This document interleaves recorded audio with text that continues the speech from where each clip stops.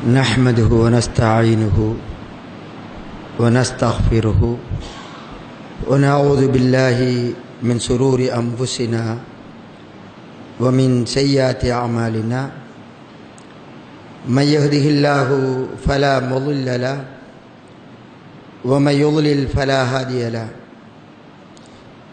وأشهد أن لا إله إلا الله وحده لا شريك له وأشهد أن محمدا عبده ورسوله يا أيها الذين آمنوا اتقوا الله حق تقاته ولا تموتن إلا وأنتم مسلمون يا أيها الذين آمنوا اتقوا الله وقولوا قولا سديدا يصلح لكم أعمالكم ويغفر لكم ذنوبكم ومن يطع الله ورسوله فقد فاز فوزا عظيما يا أيها الذين آمنوا اتقوا الله ولتنظر نفس ما قدمت لغد واتقوا الله أما بعد فإن خير الحديث كتاب الله وخير الهدي هدي محمد صلى الله عليه وسلم وشر الأمور محدثاتها وكل محدثة بدعة وكل بدعة ضلالة وكل ضلالة في النار. அன்பிற்குரிய இஸ்லாமிய சகோதரர்களே, அல்லாஹ்வின் மார்க்கத்தை நாங்கள் சரியாக புரிந்து கொள்வதும் அந்த மார்க்கத்தின் பக்கம் வழி நடப்பதும் அழைப்பதும் அதற்காக நாங்கள் தியாகம் செய்வதும் எங்கள் ஒவ்வொருவர் மீதும் கட்டாய கடமையா? இந்த மார்க்கத்தை பற்றி பேசப்படுகின்ற போது இந்த நேரமும் சில வணக்க வழிபாடுகளை பற்றி தான் பேசுகிறார்கள். அல் குர்ஆனிலே அல்லாஹு தஆலா முழு மனித சமுதாயத்திற்கும் ஒரு வாழ்க்கை திட்டத்தையே அமைத்து தந்துள்ளார். எனவே நாங்கள் எங்களுடைய வாழ்க்கையின் அனைத்து துறையிலேயும் இஸ்லாம் என்ன கூறுகிறது என்று முதல் படிப்பது கடமை. எதற்காக படிக்க வேண்டும்? தத்துவம் பேசுவதற்கு அல்ல, வாழ்க்கையில் எடுத்து நடப்பதற்கு.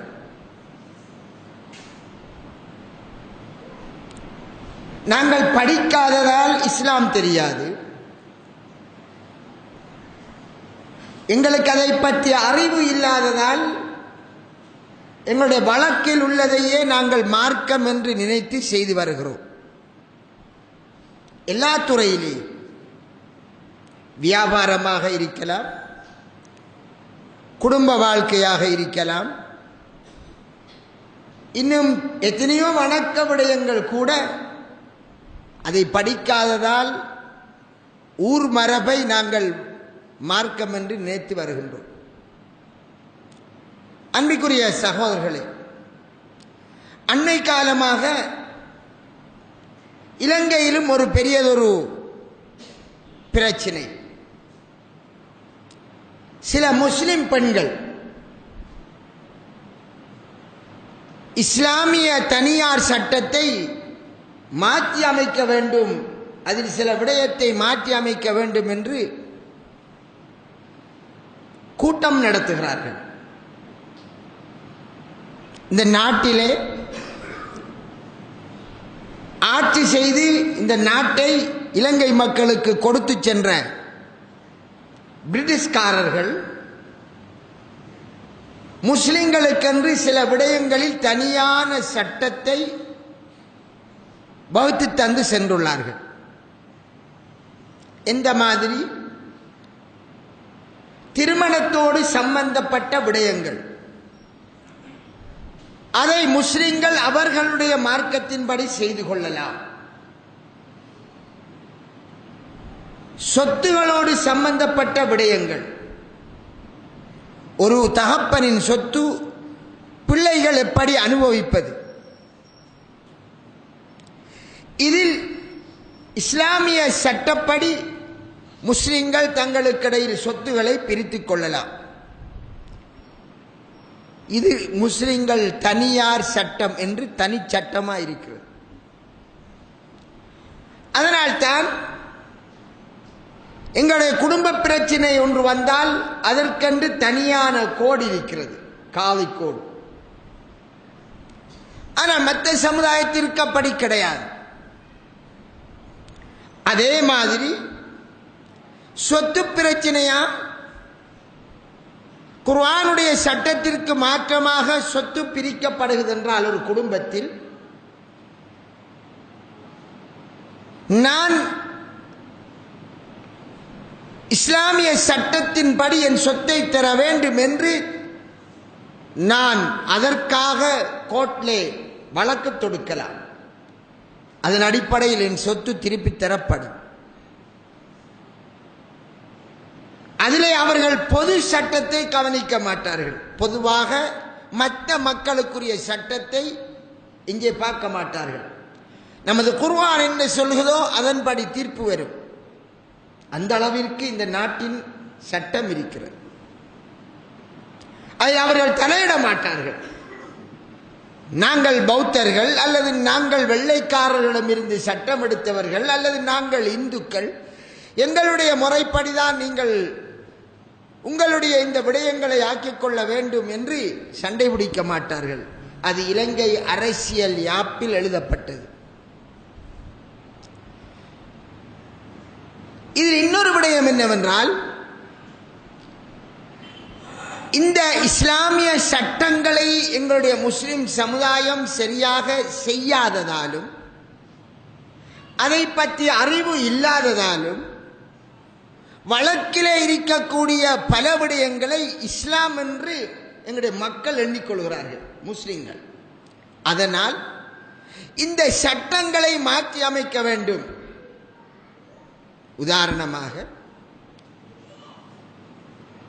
இஸ்லாம் விவாகரத்திற்கு வழிவகுக்கிறது என்ற ஒரு பிரச்சனையை கொண்டு வருகிறார்கள். எடுத்த எடுப்பிலே விரும்பினால் ஒரு கணவன் தலாக் சொல்லலாம். மனைவியை நான் ஒரே விடத்தில் 3 தலாக் சொல்லிவிட்டேன் என்றால் மொத்தமாக மனைவியை விட்டு இவர் பிரிந்திடுவார். நீங்க யார் மௌலைமாடன் கேளுங்கள், பெரும்பான்மையான மௌலைமார்கள் அப்படித்தான் என்று சொல்வார்கள்.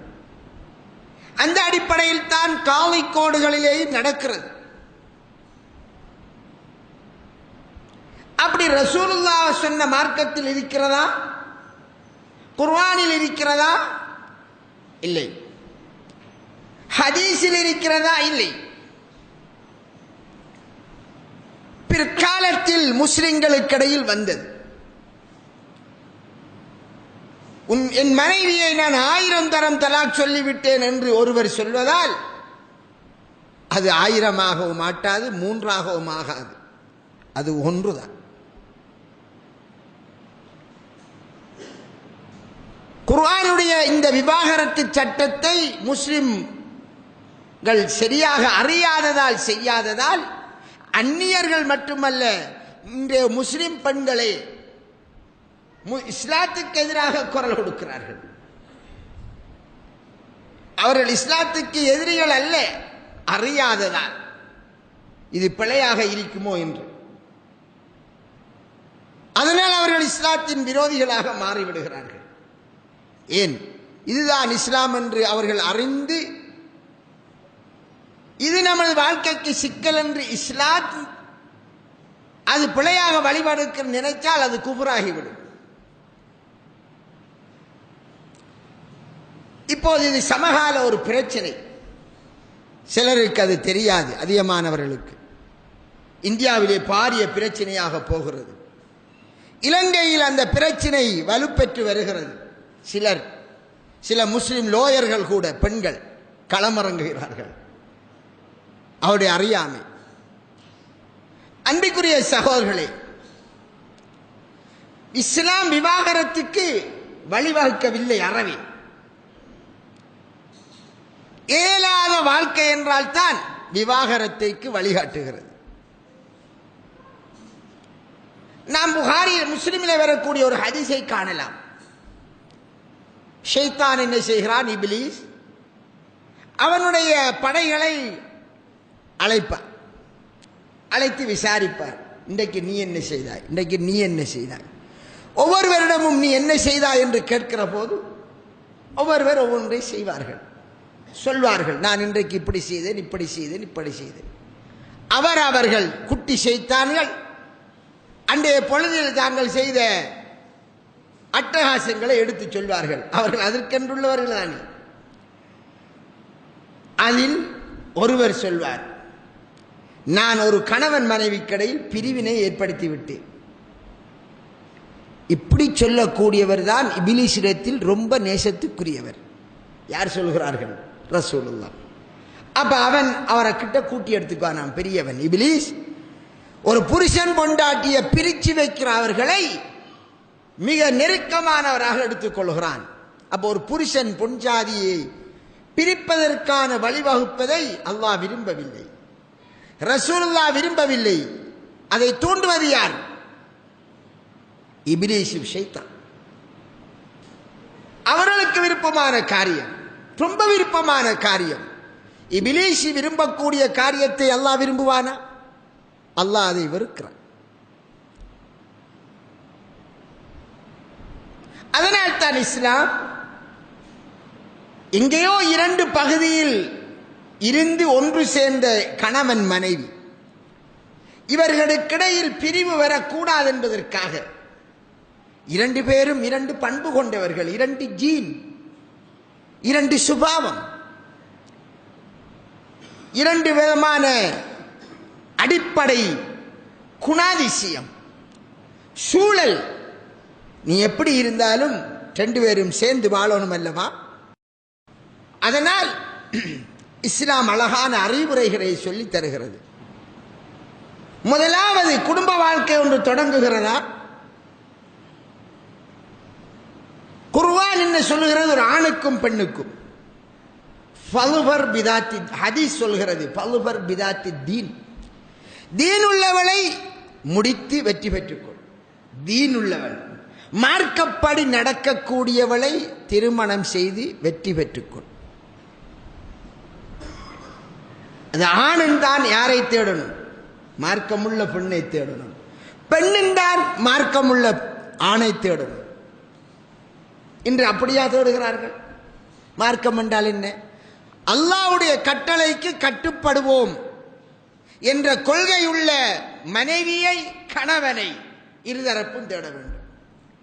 ஒரு ஆணை பொறுத்தவரை அவனுக்கு வலி அவன்தான், பெண்ணை பொறுத்தவரை வலி தகப்பன், பெற்றோர்.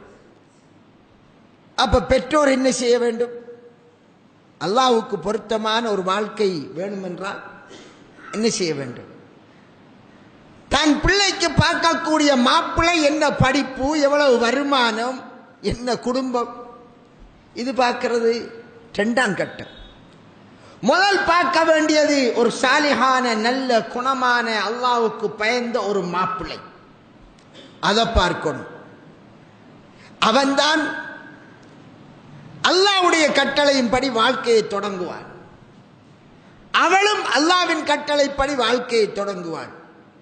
ஏன்? குர்ஆன் ஆரம்பத்திலே சொல்கிறது ஹுதல்லில் முத்தகீன், இறையச்சம் உள்ளவர்களுக்கு இது வழிகாட்டும். அப்ப இறையச்சம் இருந்தால்தான் ஆணாயினும் பெண்ணாயினும் குர்ஆன் சொன்னபடி குடும்ப வாழ்க்கையையும் கொண்டு போகலாம். அது அழகாக சொல்லி தருகிறது. முதலாவது இன்னும் சொல்கிறது, ஒரு கணவன் மனைவியை தனது இடத்தில் வைக்க வேண்டும். இது குர்ஆன் சொல்லி தருவது. வஸ்கினுஹுன்ன மின் ஹைது சகந்தும் மின் வுஜுதிக்கும், அவர்களை உங்களுடைய செலவிலிருந்து நீங்கள் குடியிருக்கிற இடத்திலே குடியிருப்பாட்டுங்கள். தலாக் சொன்னாலும் இது தலாக்கோடு சம்பந்தப்பட்டுதான் இறங்குகிறது. தலாக் சொன்னாலும் அவ இதா இருக்கணும் அல்லவா? எங்க இருக்கணுமா? அவ தலாக் சொல்லிவிட்டேன், அதனால் அவ எங்கேயாவது போகட்டும்.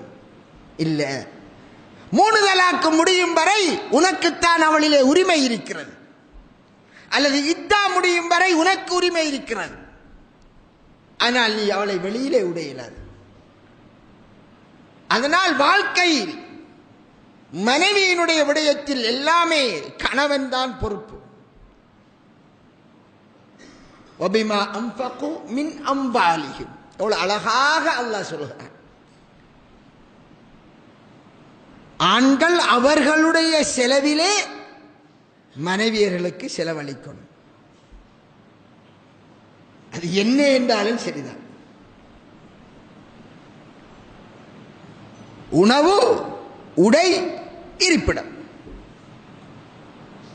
அப்ப அல்லாஹ்வை பயந்தவன் என்ன செய்வான்? ஒரு வீடைத்தான் அமைச்சுக் கொண்டு ஒரு மனைவியை தேடுவான், அல்லது ஒரு வாடகைக்காவது ஒரு இடத்திலே தேடுவான். எப்படியோ தந்த இடத்திலே மனைவி இருக்கணும். இப்ப வாழ்க்கை தொடங்குகிறது. வாழ்ந்து போகும்போது 2 பேரும் 2 சுபாவம், 2 பரம்பரை குணம் இருக்கும். அதனால் வித்தியாசமான பிரச்சனைகள் வரலாம். அதை தெரியாதவன் அல்ல ரப்பு. அதை பற்றி ரசூலுல்லாஹ் சொல்லாமல் இல்லை, அழகாக சொன்னார்கள். இன்னல் மர்அத குலிகத் மின் லுலைன், பெண்ணாகிறவள் கோணல் எலும்பிலே இருந்து படைக்கப்பட்டிருக்கிறாள். அப்படி என்றால் ஆம்பளை எல்லாம் சரியா 100% சரியோ? ஆம்பளையிலே மிரிக்கிறார்கள், ஆனா பெண்கள்ல கூடுதல். அவளோடு நீ வாழ விரும்பினால், அவளை அனுபவிக்க விரும்பினால், அந்த கோணல் உள்ள நிலையிலேயே அனுபவித்துக் கொள். யார் சொல்லுகிறார்கள்? ஸல்லல்லாஹு அலைஹி வஸல்லம். அப்ப அந்த ஹதீஸ் நமக்கு தெரியணும். ஆஹா, பொம்பளை அப்படி இருப்பா, நாம போட்டு தாட்டுக்கு போகணும். அப்படித்தான் அல்லாஹ் படைச்சிருக்கிறான். அது படைத்தவன் சொன்னது. நாகிசாத்துல் அக்ல் வத்தீன், புத்தியிலும் குறைவான அக்ல், சிந்தனை, சிந்தனா சக்தியிலும் குறைவானவள், மார்க்கத்திலும் குறைவுள்ளவள். அவசர அவசரமாக எல்லாம் முடிவெடுத்திருவார்கள், யோசிக்க மாட்டார்கள், உணர்ச்சிக்கு கட்டுப்பட்டுவார்கள், அடக்க மாட்டார்கள், வாய் முந்திரும். அப்ப அதையெல்லாம் சேர்த்து ரசூலுல்லாஹ் நாகிசாத்துல் அக்ல் என்கிறார்கள். அப்படித்தான் அல்லாஹ் அவங்கள படைச்சிருக்கிறான் என்பதை சுட்டி காட்டுகிறார். அது படைச்சவன் அப்படி படைச்சிருக்கிறான். அப்ப ஒரு குடும்ப வாழ்க்கையை தொடங்குகின்ற கணவனுக்கு பெண் என்றால் என்னென்று தெரியணுமா இல்லையா? நான் ஒரு கார் ஓட போறேன், கார் ஓடுறா, காரை வாங்கினதுக்கு பிறகுதான், புத்தா புது காரை வாங்கினதுக்கு பிறகு காரை பத்தி படிக்கிறதா? காரை பத்தி தெரியும். எடுத்த எடுப்பில் நீ ரைனிங் எடுக்கல, அதை பத்தி படிக்கல, எடுத்து மிரிக்காது, எங்கே போய் முடிஞ்சு கடைசியா கரஜிலையும் இல்லாம எடுக்க முடியாமலும் போகலாம். உனக்கு அதை பத்தி நாலேஜ் தெரியணும். பெண் என்றால் என்ன, ரசூலுல்லாஹ் என்ன சொன்னார்கள்? குடும்ப வாழ்க்கை என்பது காரை ஓட்டுற மாதிரி, டிரைவிங் பண்ண தெரியணும். முன்னுக்கு கொண்டு வருகிறா, பிரேக் பிடிக்கணும், அல்லது கிளச்சை பிடிக்கணும், எதை பிடிக்கணும், எப்படி பிடிக்கணும், லைட் போடணும், தெரியுதா இல்லையா? அது எல்லாத்துக்கும் போறதுதான் லைசன்ஸ் தாரான். அதுக்கு முந்தி நீ ட்ரையல் இல்ல. இஸ்லாத்தில் ட்ரையல் பார்க்கறதுக்கு கிடையாது. இருக்கு எது மார்க்க ரீதியா படிக்கிறது. ஒரு பொம்பளை எடுத்து நான் ட்ரையல் பார்க்கிறேன், இன்னொரு பொம்பளையோட வாழ்றதுக்கு இன்னொரு பொம்பளையில நான் ட்ரையல் பார்க்கிறேங்கிற கிடையாது. அது வெஸ்டர்ன் கலாச்சாரம். இதுல உள்ளது என்ன? பெண் என்றால் இப்படியானவள், அவளோட இப்படித்தான் குடும்பம் நடத்தணும் என்று அல்லாஹ் சொல்லி இருக்கான். நீங்க வாழ்ந்துக்கு போவையில் பிரச்சனை வரும். ஆணில பிழை இருந்தால் எப்படி நடக்கணும், பெண்ணில பிழை இருந்தால் எப்படி, அழகாக சொல்கிறான். ஒரு பொம்பளைக்கு ஆம்பளைய பிடிக்கல என்று வச்சுக்குவோம். அவள் கணவனுடைய வீட்டை இருக்கிறாள். நான் இப்ப ஊர் மரபு பேசல, இஸ்லாமிய சட்டப்படி பேசுறேன். கணவனுடைய வீட்டில் இருக்கிறாள்.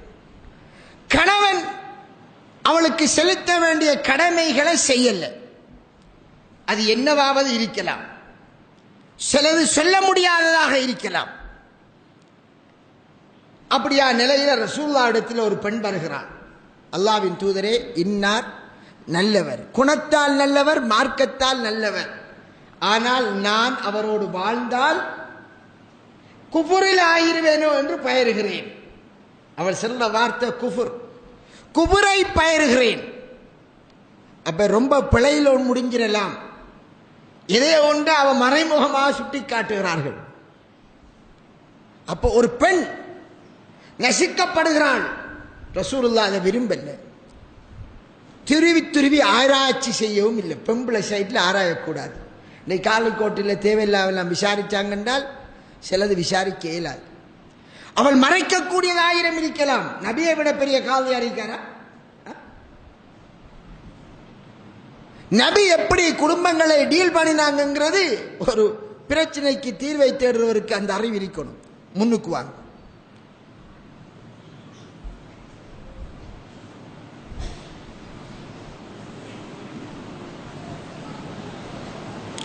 ரசூலுல்லாஹ் எப்படி டீல் பண்ணினாங்கிறது தெரியும். அப்ப ரசூலுல்லாஹ் என்ன செய்கிறார்கள்? அவர் தந்த மகரை திருப்பி கொடுப்பையான்னு கேட்கிறார்கள். ஆம், என்னதென்றார்? பெரியதொரு தோட்டம், மகர், காணி. காணி நாம் இன்றைக்கு சீதனத்தின் பேரால வாங்குறத அன்றைக்கு எதன் பேரால வாங்கினாங்க? பொம்புலேல் மகரா வாங்கினாங்க. இப்ப நாம தலைகளை மாத்திக்கிட்டோம்.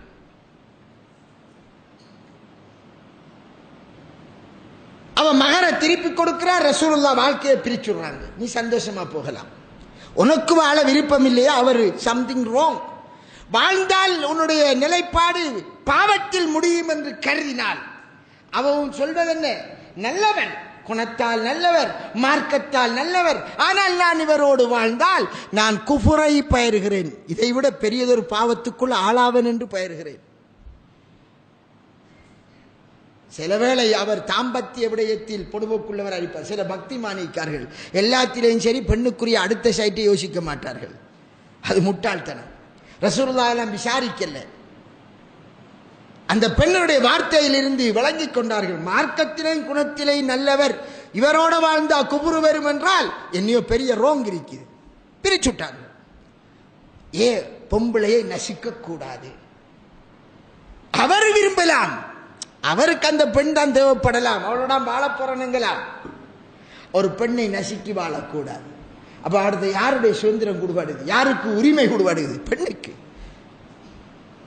இப்படி மனைவிக்கு கணவன் தேவையில்லை என்று இருந்தால் அந்த மனைவியின் வேண்டுதலுக்காக கணவனை தேவையில்லை என்று சொல்கின்ற முறைக்குத்தான் நமது ஊர் வழக்கிலே பசகு என்று சொல்கிறோம். பசகு செய்ய ஃபிக்ஹ் இஸ்லாமிய சட்டத்திலே அதுக்கு பெயர் ஹுல் என்று சொல்வார்கள். இது ஒரு சைடு. அடுத்தது என்ன? நமக்கு தேவையில்லை என்று வாரது பொஞ்சாதி மோசம். சுபஹானல்லாஹ்.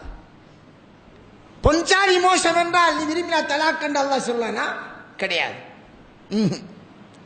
அதுக்கு தான் நேரத்தோட சொல்லிட்டார்கள். நீ அவளை என்ன செய்யணும்? வாழ விரும்பினால் அவள்கிட்ட மோசமான தன்மை இருக்கும், அதோட வாழ்ந்து கொள். ஒன்று. இன்னொன்றையும் சொல்கிறார்கள், உன் மனைவியிடத்தில் ஒரு கெட்ட குணம் இருந்தால் அவளிடம் இன்னொரு நல்ல குணம் இருக்கும், அந்த நல்ல குணத்துக்காக வாழ்ந்து கொள். இவள் மோசம் என்று நாம இன்னொருத்திய முடிப்போம். இவளுக்கிட்ட இருந்த நல்ல குணம் அவளுக்கிட்ட இருக்க மாட்டாது. இவளுக்கிட்ட இருந்த கெட்டது போக அவளிடம் ஒரு நல்லது இருக்கலாம் அதுக்கு பதிலாக. இப்படி எல்லாத்திலையும் குறைகள் வரலாம். குறை இருக்கிறது என்ற அந்த ஒரு காரணத்துக்காக இப்படி தொடர்ந்து தொடர்ந்து நாம் என்ன செய்யலாம்? தலாக் செய்யலாம்.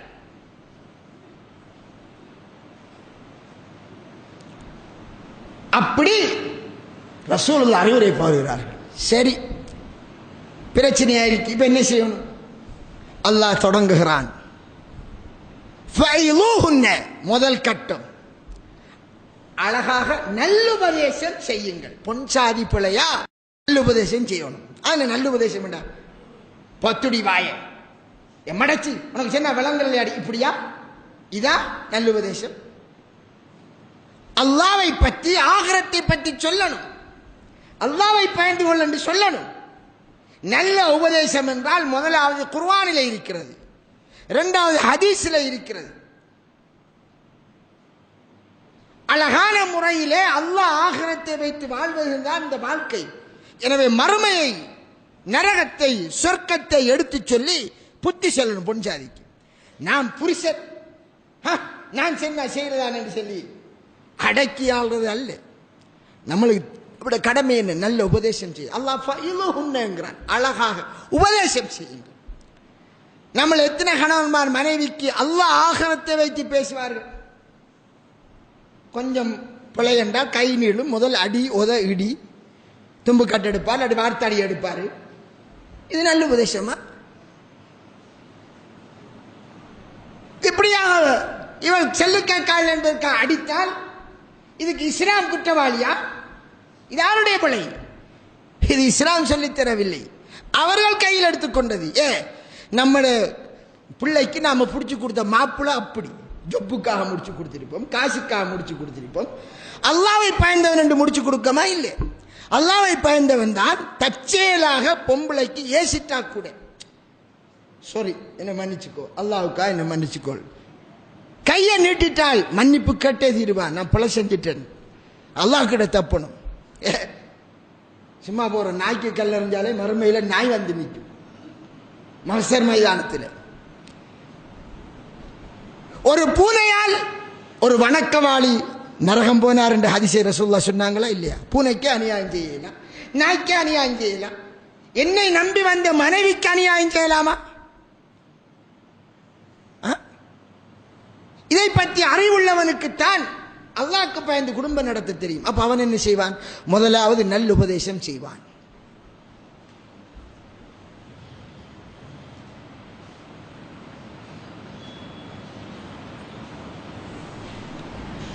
அல்ஹம்துலில்லாஹ் வஸ்ஸலாத்து வஸ்ஸலாமு அலா ரசூலில்லாஹ் முஹம்மதின் வ அலா ஆலிஹி வ அஸ்ஹாபிஹி வ அஹ்லி பைத்திஹி வ மன் தபிஅஹும் பிஇஹ்சானின் இலா யௌமித்தீன். அம்மா பஅத்.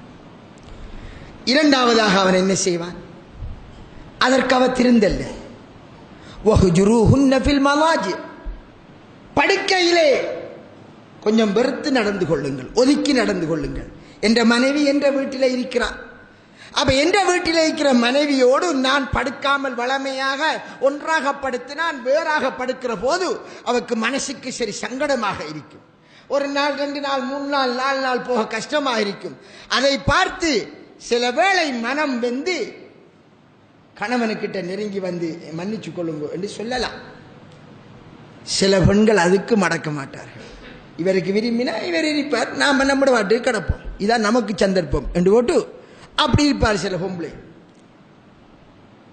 அதுக்கு முன்னே மனைவி அடங்கவில்லையா? அப்ப இஸ்லாம் சொல்லுது, சில வேளை நீ அடித்தால், அடித்தால் என்றால் மாட்டுக்கு அடிக்கிற மாதிரியா? கேட்டி கம்பால போட்டு வெளுக்கிறதா? பாக்டீரியல் அடிக்கிறதா? கையால போட்டு கன்னத்தில் போட்டு அடிச்சு பல்லோடைய வச்சு ஹாஸ்பிட்டல்ல போய் செவர் அடிச்சிட்டு யாராவது பொண்டாட்டிக்கு அடிச்சு போட்டு ஹாஸ்பிட்டல் போய் செல்லுவானா? செல்ல மாட்டான். அவக்கும் பக்கம் அடிக்கும். என்னையா வேற காரணத்தை சொல்லிடுவார்கள். இப்படி அடிக்க செல்லல, காயம் இல்லாம இவளுக்கு அடித்தால் அவள் திருந்தலாம். நாம கை நீட்டினால், கை நீட்டுறங்கிறதெல்லாம் அறுத்து அடித்தால் அவ பயத்தில நமது வீட்டு தானே இருக்கா, அடங்கி இருப்பாள் என்று நீ கருதினால் கைவை என்று ரசூலுல்லாஹ் ஒரு நாளும் மனைவிக்கு கை வைக்கவில்லை. அது ஒரு கடைசி கட்டம். சிலர் அப்படித்தான் இருப்பார்கள். நபியலார் ஸல்லல்லாஹு அலைஹி வஸல்லம் அவர்களும் ஹப்ஸா நாயை தலாக் சொன்னார்கள், அடிக்கவில்லை. எவளுக்கு நீ அடிக்கிறாயோ அவளை நீ இரவையில் அணைக்க வேண்டி வரும் அல்லவா, அதை நீ யோசிச்சுக்கொள் என்பதை சுட்டிக்காட்டினார்கள். வெக்கம் பெறும். அன்பே கண்ணே கண்மணியே என்று மனைவியை உள்ளத்தால் காதல் கொண்டு அழைப்பதற்கு மனதில் வெறுப்பில்லாமல் இருக்கணும். அடிச்சு போட்டு திருப்பி அவளுக்கிட்ட போறதை யோசிச்சா மனசு செய்யாது. அப்ப அடிக்க மாட்டார். அது ஒரு ஒரு வகையான ஆட்களுக்கு செல்லப்பட்டது. அதுக்கும் மனைவி திருந்தல்ல. இதெல்லாம் எப்ப சாத்தியம்? நம்முடைய வீட்டில் பொஞ்சாதி இருந்தால் தான் சாத்தியம். இல்லாட்டி என்ன செய்வா, உருக்கினா உங்களுக்கு தேவையில்லாட்டி விட்டுட்டு போகிறான். நம்ப இப்போ என்ன சொல்லலாம், நம்மளோட பொஞ்சாதி மாரு பொஞ்சாதி மார் புருஷன்மாரு கூட்டில் என்ன சொல்லாங்க, விரும்பினா இருக்கிறத விட்டு போகிறேன், இதான் பேர் விட்டு போட்டு போங்க, உங்களோட இடம் இல்லை, நீங்கள் டெம்பரியா வந்திருக்கேன். நாம செல்லக்க செல்ல வந்து அன்பளிப்புல சந்தது என்று ரோட்ல செல்லி குலாத்துறாங்க கொஞ்சம் பேர். அதில் சில தௌஹீதுக்காரர்கள் அன்பளிப்பா வந்ததா, அன்பளிப்பண்டா போக கூட்டி எடுத்துக்கு தானே போகணும், பொண்டாட்டில ஊடாம அன்பளிப்பான். அப்ப நீ நினைச்சபடி விற்கலாமா இல்லையா? அன்பளிப்பு செஞ்சு யாருக்கு உரிமைங்க? நீங்க எனக்கு ஏதாவது அன்பளிப்பு செஞ்சா எனக்கு உரிமை, அதை நான் திருப்பி கேட்கலாது. ஆனா இந்த அன்பளிப்பின் பேரால பொஞ்சாதிர சொத்துல இருக்கிறார்கள் பூமி காணி மற்ற கடரும் முழுதையை முட்டு போட்டு வந்த பேக்க மட்டும் எடுத்துக்கு அப்படியே உடுப்படுத்துக்கு பேத்திடுவார். அதுக்கு பிறகு கோர்ட்டுக்கு போனோன்னே அன்பளிப்பின் பெயரால் இவர் அனுபவிச்ச எல்லா லிஸ்டையும் கொண்டு வந்து அங்க கோர்ட்ல கொண்டு வந்து எப்பா பொம்பளை, இதுக்கு பேர் அன்பளிப்பு இல்லை, இதுக்கு அன்பளிப்பண்டு இவ்வளவுக்கு நடக்க தெரிஞ்சு செல்றான்டா அவனுக்கு ஒரு ஒரு லூசி தான் அப்படி செல்வான். இது அன்பளிப்பா? இது அன்பளிப்பை திருப்பி கேட்கலாமா? அது ஒருவர் மீது கொண்ட நேசத்தால அவருக்கு கொடுக்கிறது. அது சும்மா வரணும், கல்யாணத்தின் பேரால வாரதல்ல. அது தலைகீழான மகரு, அநியாயமா பறிக்கப்படுகின்ற காசி, அது வீடு, அது கடரும், அது ஆட்டா, அது மோட்டார் பைக்கல், அது எல்லாமே. இப்ப நம்ம மனைவி நம்முடைய இடத்துல இருக்கிறான், ஒன்றுக்கும் செல்லு கேட்காங்க. இப்ப அல்லாஹ் செல்லான், நீங்க பிரியுங்கள் செல்லல, தலாக் செல்லு செல்லல, திருப்பியும் செல்லான். என்ன வழிகாட்டுறான்? பெண்ட குடும்பத்தில் ஒரு ஆள், ஆம்பளை குடும்பத்தில் ஒரு ஆள் நல்லா கொஞ்சம் சிந்திச்சு புத்தி செல்லக்கூடியவரை எடுத்து மனைவியில பிரச்சனையை முன் வச்சு, இப்படித்தான் இருக்கி, பெண்ணுக்கு கொஞ்சம் புத்திமதியை செய்யுங்கோ, எங்களுக்குள்ள பிரச்சனையை கொஞ்சம் விசாரிச்சு எங்களை சேர்த்து வைங்கோ என்கிற அடிப்படையில் ஒரு முயற்சியை செய்ய சொல்லலாம். பாருங்கள், மனைவி எனக்கு இந்த புருஷனோடு வாழ விருப்பம் இல்லை என்று சொன்ன அந்த சந்தர்ப்பத்தில் ரசூலுல்லாஹ் பிரிச்சு விடுகிறார்கள். கணவனுக்கு விருப்பம் இல்லை என்ற நேரத்தில் நீ அவசரப்படாத, வெயிட் பண்ணு, சேர்த்துக்கொள், அட்வைஸ் பண்ணி. பொம்பளை என்று அப்படித்தான் ரசூலுல்லாஹ் 9 மணி நேரம் வாழ்ந்தார்கள். அப்படி ரசூலுல்லாஹ் வைத்திருந்தார்கள். அதுக்கு பின்னால் அதுக்கும் சரி வரல, ரெண்டு பேருக்கு இடையில ஒரே பிரச்சனை, பக்கத்து வீட்டில் இருக்கிற ஒரே பிங்கானுடைய சத்தம் அல்லது கீரிட்டு வாரிட்டு கத்துற சத்தம், ஒரே இதான் நடக்குது. வாழ்க்கையில் நிம்மதி இல்லை, இவரும் நிம்மதி இல்லாம இருக்கார். கல்யாணம் முடிச்ச என்னத்துக்காக? அதை அல்லாஹ் குர்ஆன்ல சொல்லான், அழகான வார்த்தை, லிதஸ்குனு இலைஹா, அவள் அளவில் நீங்கள் சக்கீனத்தை பெறுவதற்காக. சாந்தி, சக்கீனத், அமைதி. ரோட்டில் 1000 பேர் 1000 கதைப்பான், ஊட்ட வந்து சேர்ந்து பொண்டாட்டி செல்ல பொண்டாட்டியை கண்டோன்னு அப்படியே கதைச்சதால் வந்த பாரம் சுமையெல்லாம் அப்படியே இறங்கிடும். இப்ப அப்படி மனைவிகள் எங்க? எந்த புருஷன் கையை வைத்துவான்? இருக்கும், இல்லாமல் இருக்காது. மனைவி கிட்ட போனா நமக்கு சாந்தி, வரவேற்பு, மனதில் இருக்கிற பாரத்தை எல்லாம் மறக்கணும். அதுக்கு தான் கல்யாணம். இது அங்க 10 இங்க வந்தா ஊட்ட பெட்ரோலை ஊத்துவாள், லாமனையில 10 பெட்ரோலை ஊத்தி விடுவாள். மொத்தமா இருக்கிற பிரச்சனைக்கு மேல பிரச்சனை, வந்த கோபத்தில் அவனுக்கு நீட்ட வேண்டிய கையில இவளுக்கு அடி நடந்துக்கிறீங்க. சாதாரணமா என்ன காரணம்? அல்லாஹ் ஆகிரம்ங்கிற சைட்டை மொத்தமா விட்டோம், நமக்கேற்ற மாதிரி மனோ இச்செய்தியான வாழ்க்கை அமைப்பை உருவாக்கி கொண்டோம். அதை அல்லாஹ் அனுமதிக்கிறேன். சரி, இப்ப நாம புத்திய சொன்னோம், குடும்பத்தை சேர்த்து காய்ச்சோம், எல்லாம் பேசினோம், அப்பையும் சரி வரலையா? பரவாயில்லை, ஒரு தலாக் சொல். எத்தனை தலாக்? Only one. தலாக் சொன்னால் ஊட்டாவ போறதா? இது மொத்தமா பிரிச்சுறது அல்ல, ஊட்ட போகலாம். உண்ட இடத்துல தானே இருக்கணும். உனக்கும் அவக்கும் இடையில தொடர்பு இருக்காது. நீ இருக்கிற இடத்துல உண்ட செலவுல இதா முடியும் வரை, 3 மாத விலக்கை காணும் வரை, அல்லது மாத விலக்கு வராத பண்ணா 3 மாசம் உண்ட கொண்டோல் அவ இருக்கணும். உங்க 2 பேருக்கு இடையில கணவன் மனைவி என்ற உறவு இருக்காது. நீ வேற, அவ வேற. அப்படி போக ரோட்டால போவார், கோபம் இருக்கின்ற 2 நாளைக்கு. ஆம்பளைக்கு கடும் வேகமா மறக்கிற, பொம்பளைகளுக்கு அதுல மறதி ரொம்ப குறை. 4 நாளை போக தன் கூட்டாளிமார் தன் பொண்டாட்டிமாரை பற்றி சின்னதை கேட்க அல்லது ரோட்டில் போகிற ஒரு அழகான கொண்ட காணக்க வீட்டில் மனசு ஏங்கும், வீட்டிலேக்கு நினைக்கும், குற்றங்கள் மறந்துடும், பழச நலவுகள் நினைவரும், அவருக்கு ஃபர்ஸ்ட் நைட் நினைவரும், என்னோட அன்பா இருந்த காலங்கள் எல்லாம் நினைவரும். 10 நாள் 15 நாள் 20 நாள் கணக்கு அப்படியே சேர்த்திருவார். என்னத்துக்கு 3 நாள் கணக்கு. அந்த மனைவி பக்கத்தில் இருக்க இதா இருக்கிறாள், என் வீட்டில் இருக்கிறாள், அவளை நான் சேர்த்துக்கொள்ள வேண்டும் என்று அவன் நினைப்பான். அவளும் பேச்சில்ல மூச்சில்ல கணவன் நம்மனை விட்டுட்டார், இதுக்கு பிறகு பிரிஞ்சால் மொத்தமா பிரிஞ்சாலும் பிரிஞ்சிடும் என்று 4 நாளை 10 நாளை போக நாம கொஞ்சம் இறங்கி போவோம் என்று அவள் இறங்கி வருவாள். இது எப்ப சாத்தியம்? புருஷன் வீட்டை கொண்டாடி இருந்தா தானே சாத்தியம். இப்ப நடக்கிறது என்ன? அவர் அவட வீட்டை இருக்கா பிரச்சனையாம். கொஞ்சம் பொண்டாட்டி காய்ச்சோன்னு 3 நாளைக்கு வீட்டை வந்துடுவார். இன்னும் கொஞ்சம் கூட காய்ச்சோன்னு ஒரே வாரதும் போறதும் உமா சோறு கூட தந்து பாடு பேத்துரும். உமாக்கு தண்ட புள்ள தங்கமான புள்ளை கூடாண்டு செல்வவா இல்லை. இந்த உமாக்கு இந்த புள்ள தங்கம், அந்த உமாக்கு அந்த புள்ள தங்கம், அவளை தேவையில்லடா எம்பா. இவர் வீட்டை போனோன்னு நண்பர்கள் கண்டு கேட்பாங்க, என்ன மச்சான் தொடர்ந்து கடையில் தான் டீ குடிக்கான்னு கேட்பார்கள். மச்சான் பிரச்சனை தன்னை நியாயப்படுத்தி பொண்டாட்டிய குறையெல்லாம் ரோட்டில் சில தொடங்குவார். அவன் என்ன உண்ட புருஷன் உன்னை பத்தி கழுவித்திராராம். அவர் என்ன பத்தி கழுவித்திராரா? அவரை வண்டவாளங்கள் எனக்குத்தான் தெரியும். கழு இப்ப 2 பக்கத்தால கழுவுற வேலை நடக்கும். சின்ன ஒரு பிரச்சனை ரோட்டு வழியை நாறுது. பொஞ்சாயிர வீட்டில் இருந்ததால வந்த பிரச்சனை. இப்படியான முறையில் நாங்கள் குடும்ப வாழ்க்கை நடத்தினால் விவாகரத்து அதிகரிக்கும். இஸ்லாம் விவாகரத்து நடக்கக்கூடாது என்பதற்காக மனைவி கணவன் வீட்டில் இருப்பதை கட்டாயப்படுத்தியது. அதனால் இத்தாவுடைய காலத்திலும் அல்லாஹ் சொன்னான், லா துஹ்ரிஜூஹுன், அவர்களை வீட்டை விட்டு வெளியிறக்காதீர்கள். பொண்டாட்டிய இதா விவாகரத்தை செஞ்சு போட்டாயா வெளியிறக்காது. வலா யஹ்ருஜுன, அவர்களும் வெளியிறங்க வேண்டாம். புருஷன் மனைவிக்கு அல்லாஹ் கட்டளை விடுறான், மனைவிக்கு அல்லாஹ் கட்டளை இடுறான். இத்தாவில் இருக்கிறவன் வெளியிறங்க கூடாது. அல்லாஹ் பயந்த பெண் என்ன செய்வா? அல்லாஹ்வுடைய கட்டளை நாம் வெளியிறங்க போடாது. எனவே எங்க இத்தாரிக்கணும்? கணவன் வீடு. இன்றைக்கு பெரிய ஜமாத்து, பெரிய அந்த இயக்கம், பெரிய எவ்வளவு இயக்கம் பேசுறாள். எத்தனையோ நடக்குது. யாராவது ஒரு கணவனுடைய வீட்டில் மனைவி இதா இருந்த வரலாறை கேள்விப்பட்டீங்களா? தெரியுமா? அது 1 தலாக்கு 2 ஆகி 3 ஆகி டைம் போதாது ஜும்மாவிலே சொல்வதற்கு. அதற்கு பின் அப்படியே அவன் 4 நாள் சேர்த்துக்கொள்வான். சேர்த்துக்கொள்ளவில்லையா? 3 மாதம் முடிந்தது, 2 பேரும் பிரிந்து விட்டார்கள். பிரிந்தால் எத்தனை தலாக்? 1 தலாக் தான். அது 3 தலாக் அல்ல.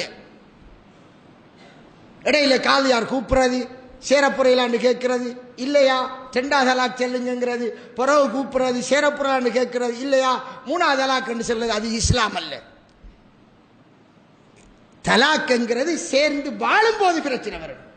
ஒரு தலாக் சென்னன், பிறகு 10 நாள் எனக்கு மனம் மாறிட்டு நான் சேர்ந்து வாழ்ந்துக்கிருந்தேன், திருப்பி ஒரு பிரச்சனை வந்தது. வாழ்ந்து போது காலத்தால் அது மாதிரி பிரச்சனை வந்து திருப்பி ஒரு சண்டை நடந்து விவாகரத்து செய்யறன்னு முடிவெடுத்தேன். அப்ப தலாக் சென்னன், அது 2ஆம் தலாக். பிரிஞ்சு இருந்து வித்தாவில் இருக்கிறவர பொண்ணுக்கிட்ட சேரப்புறையா இல்லை என்றால் 2ஆம் தலாக்கு, சேரப்புறையா இல்லை என்றால் 3ஆம் தலாக் என்று 3000 தலாக் சென்னாலும் 1 தலாக் தான். அவர்கள் ஏற்கனவே பிரிந்து விட்டார்கள், ஒட்டல்ல பிரிச்சிருக்கி. அதை பிறகு நீ பிரிக்க தேவையில்லை, அல்லாஹ் பிரிச்சுட்டார். எனவே அன்பிற்குரிய சகோதரர்களே, இஸ்லாத்தை தவறாக புரிந்ததால், நாம் இஸ்லாமிய குடும்ப வாழ்க்கையை குர்ஆனை கொண்டு தொடங்காததால் எங்களுடைய வாழ்க்கையில் எல்லாமே பிரச்சனை. அல்லாஹ்வை பயந்து கொள்ளுங்கள், இஸ்லாமிய முறைப்படி கல்யாணத்தை செய்யுங்கள். ஒரு காலமும் பொஞ்சாதி வீட்டில இருக்காது. இருக்கிற நீங்க சொந்தமா ஊட கட்டிக்கு அல்லது வாடகைக்கு இடத்துக்கு உங்க மனைவியோட உங்களோட இடத்துக்கு வர பாருங்கள். இல்லையா வேற ரெடி இல்லையா அவள்? காரணம் அவள் உங்களை வாங்கி விட்டார்.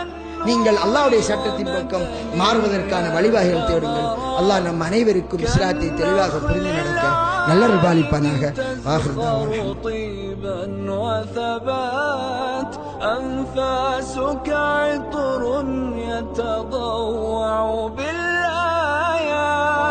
وجليسك نورك وملائكتك